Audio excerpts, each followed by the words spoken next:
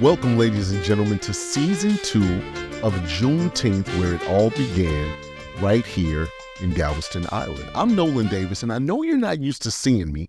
You're used to seeing our host, Cornelia Harris Banks, and we're going to see her in a moment. But I want to let you know this is a very special episode. This is episode 1.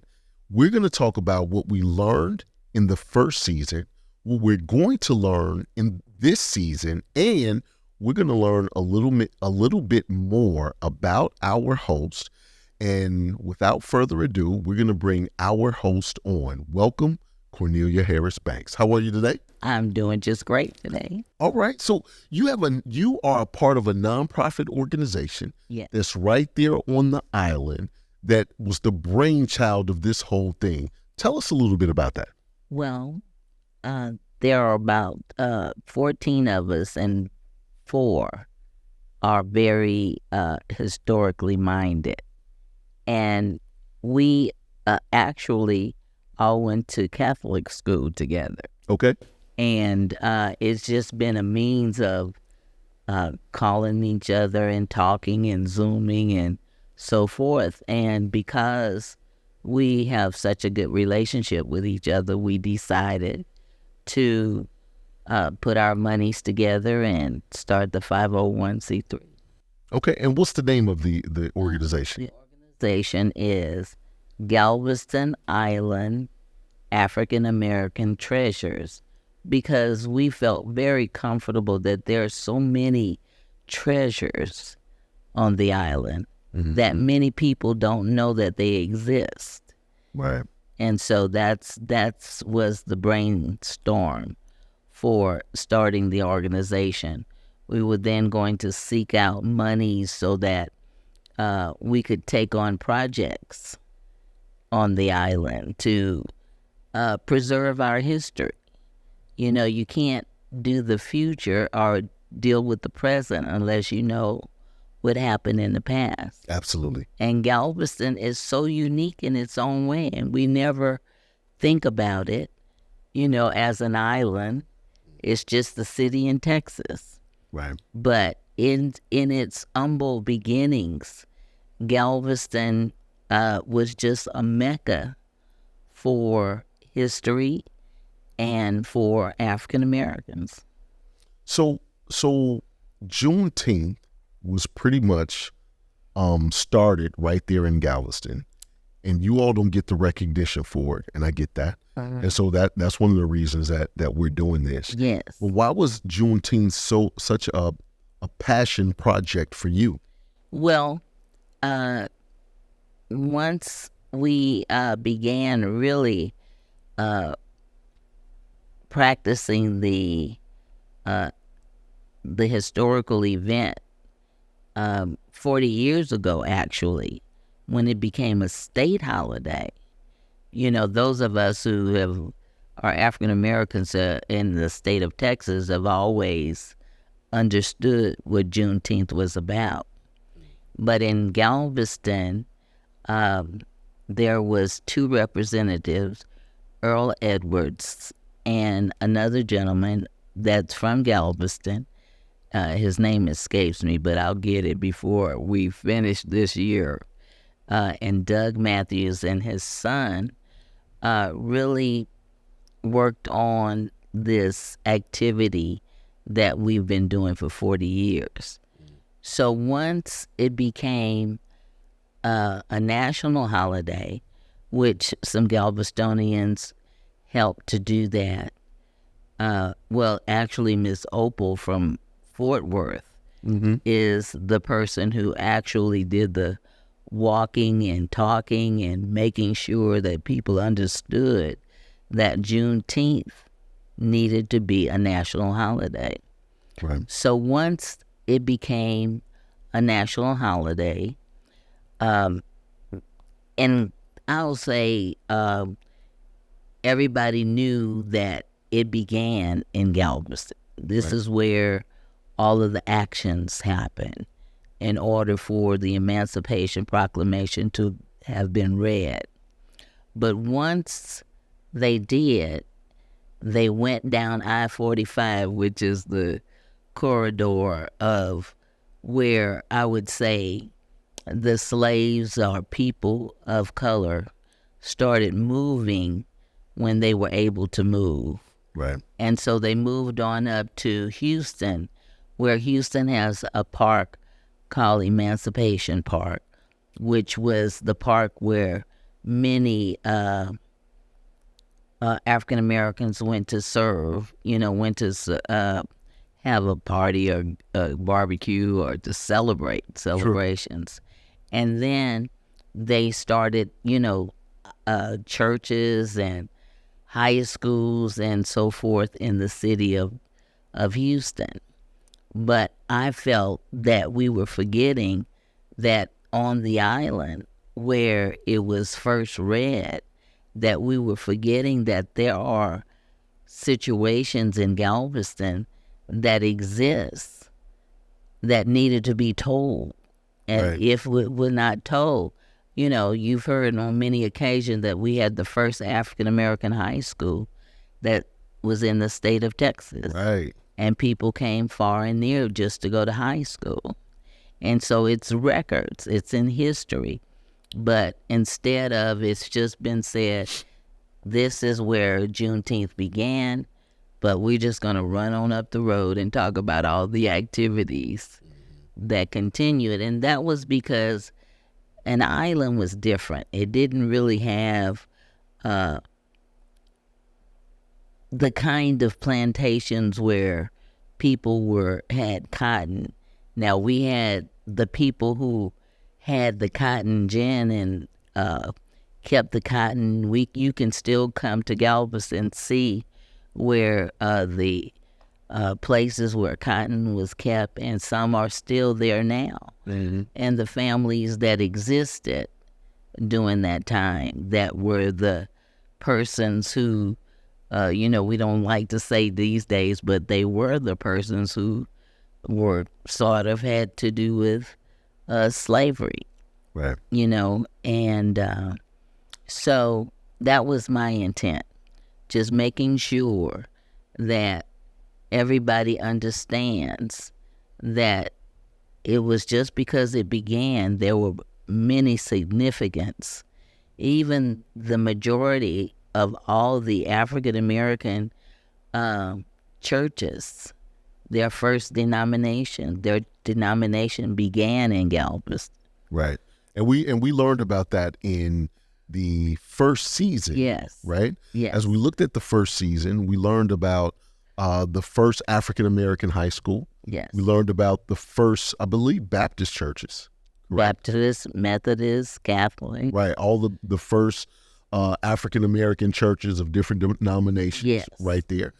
We also learned about some of the Black and African American businesses. Yes. That was there. We had some books on it and showing some of the people. Yes. We learned a little bit about some of the stars that's come out of Galveston a little bit. Yes. So we talked about that, some of the boxers and things like that. Mm-hmm. And as we talk about Juneteenth from this standpoint, a lot of people may not even know what Juneteenth is, and that's my bad. I've jumped right into everything thinking that everybody here has seen the first season of Juneteenth and some of the things that you've talked about and things like that. But what is Juneteenth all about for those new viewers, and why was it so impactful to African American people? Well, it was impactful to African American people because this was when these slaves were freed. The Emancipation Proclamation had been, I suppose, 2 years before the time Abraham Lincoln had freed the slaves, and it didn't get to the South. Right. And so once General Granger and his troops came on the island, they read the Emancipation Proclamation, which freed the slaves. And I hope that many people get to read it because it's really significant on the kinds of things that were said in this proclamation. Like, for instance, after it was said and told that you were free, then it said, then you can go right back to your place of establishment. Mm-hmm. And you were supposed to be able to now be paid for your servitude rather than just doing it because you know the master told you to. Right. And so the significance is that you know that African Americans have gone through many stages of life, many stages. Sure. And this was the beginning. It's something that all African Americans who understand history need to read about it, understand that all of the plights that our families went through, those who came across the waters from Africa, how they were treated. And so for me, that is our past that makes us strong. Absolutely. That makes us worthy of understanding that we are a great people. Right. And so it was just wonderful to realize, as a kid, we celebrated, possibly in our homes only or with some families who went other places. Mm-hmm. My mom's family was from Central Texas, and they definitely had picnics and, celebrations. We celebrated at home, this is Juneteenth.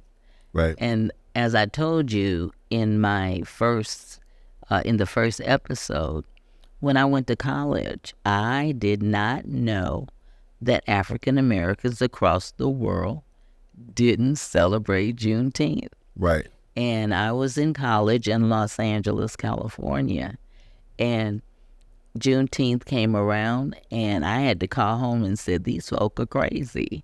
Right. They're not celebrating this event. And that's when I found out it was actually a Texas holiday. But it had become among the people of Texas. But as I said, 40 years ago, it became a state holiday. And now because of the young lady in Fort Worth, Mm-hmm. it became a national holiday. Right. Absolutely. And that holiday was actually making history, right? Has made history. Yes. And as we talk about making history, you're a history maker yourself, right? So let's talk a little bit about you and what you're doing, because you were a trailblazer and still are, as you're still getting information out there. Mm-hmm. You're the first African American female council member of Galveston. Yes. Right. So talk to me about why you felt like that was your calling and why that was needed and all of that. Well, as most people do, when they retire or looking at retirement, they go home. So I went back home to Galveston, Texas, and some friends of mine who were on the council, they don't always like for me to call their names, but I'll just wait. I'll get an opportunity to probably this time. But they were looking at folk for candidates for the district. At that time, it was District 2. And so they approached me and said, Cornelia, are you home to stay? Now, I was thinking about going back to California. Okay. And so I said, sure, I'll do it. Why not? But I'll tell you what really inspired me is because I belong to an organization named Alpha Kappa Alpha Sorority Incorporated. And I had been one of their leaders. And so I ran for office there. And I felt like if I could run for office of an African-American female group, that this didn't mean anything. Right. I was just excited. Okay. I was excited. And so as folk do, I went to the library and got a book on how to run for a city office. So what year was that you actually ran and conquered and became the first African-American female on the council in Galveston? And that was in the year of 2000. Okay. And we had many men who were council members. And so, but since then, we've had females all the time. Okay. Yeah. So was it, let me ask you this. Were you the first female or just the first African-American female? No. Oh, yeah.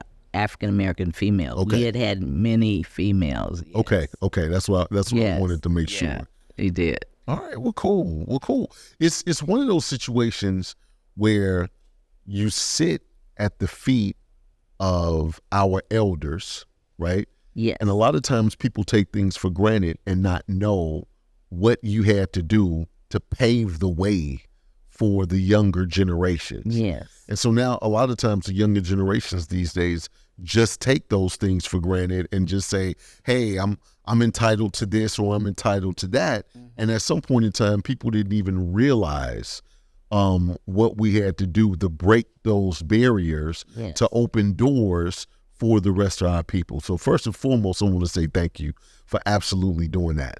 Right before that, right before I moved back to Galveston, there had been a female who actually tried to become the first. And at that time, men were not happy about that. Oh, wow. That she even tried. What year was that? I'm not really sure. Okay. But I did get to talk to her before she passed. Mm. And she was ecstatic that I had won. Mm-hmm. And it was just one of those things. I think that we had not been ready to understand that females were going to do this. And I do know that the others did not realize that there were African-American females who even wanted that position. Got you. Well, I'm glad you did it. And I'm also glad that we were able to work together on these projects with, I'm also glad that we were able to work together on these projects for Juneteenth, right? Because it's all about education. You made a comment about the library earlier, yes, which for those that don't know, the library is like the manual Google back in the day. That's what it yes, was, right? That's true. Right. So a lot of people don't go to the libraries anymore. That's right. That's correct. But from a research standpoint, for people to be able to find this and really educate themselves and then come to where it all started, yes, to see. So what types of things can they see on the island that's linked to Juneteenth? Oh my gosh, quite a bit. There is actually part of the historical of the first Central High School, which is the annex. We now call it the Central High, Old Central historical, building or foundation runs it. Mm-hmm. And in there, there is actually the first African American library, and at the top of the door it says the colored branch of the Rosenberg Library, Right. which is our city library, the Rosenberg Library. And then we have other places. We have now quite a few exhibits that you're going to hear about one, in a few minutes. But we have we have a small museum now that is on the Strand, which has been housing information and from different artists, how they have pictured Juneteenth and during those times. Like we have one in our group, in our sorority, named Lisa Kane, who has done some fabulous, I would call, home art that depicts, different areas of her life and the life of African Americans. And we have the Galveston Historical Foundation.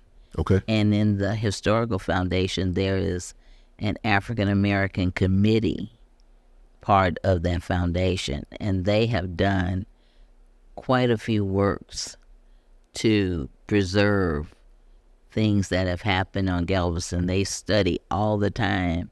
They have put together 3 books.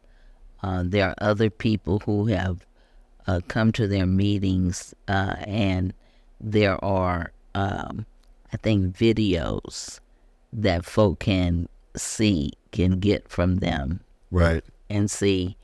In fact, one of the projects that group has, we found an old cemetery. Okay. Where African Americans had been buried for years and no one knew it was there. Oh, wow. And so that's one of their activities, that the monies that they have received from people purchasing the book goes to help to restore that cemetery. Got you. Okay. Yeah, so there are things that you can see, and now from the idea of Juneteenth, we have activities. I was just about to say, we're going to be talking about the celebration and all of the elements of the celebration. Yes. And it's a week-long celebration, correct? Oh, yeah. Yeah, it really is. It might be 2 weeks because we've had to extend some so that everything is not on the same day. Right. So what we're going to do is, especially right here, right now, in where we are, I know this happens in June, right? We're going to showcase and talk and interview to some of the people that can explain each and every element of that celebration. Yes. Right? And that's going to be a big for people that are watching this, that if you catch it, I don't care what year you catch it, this happens every year. Yes. And a lot of the same attractions and or events happen year after year, like the parades, yes, the tours happen every year. So if you really want to come and be a part of it and experience it where it all began, get some history, connect with some new people, and it's a vacation spot as well. You guys really have is. Beautiful beaches. You guys have a lot that's going on for you guys to come out that you're watching right now. Now, is there anything else you want to say before you go? No, but just that we want you to make sure that you see the first season and be ready for the second season, because we're going to make you come down to Galveston and enjoy the idea of freedom.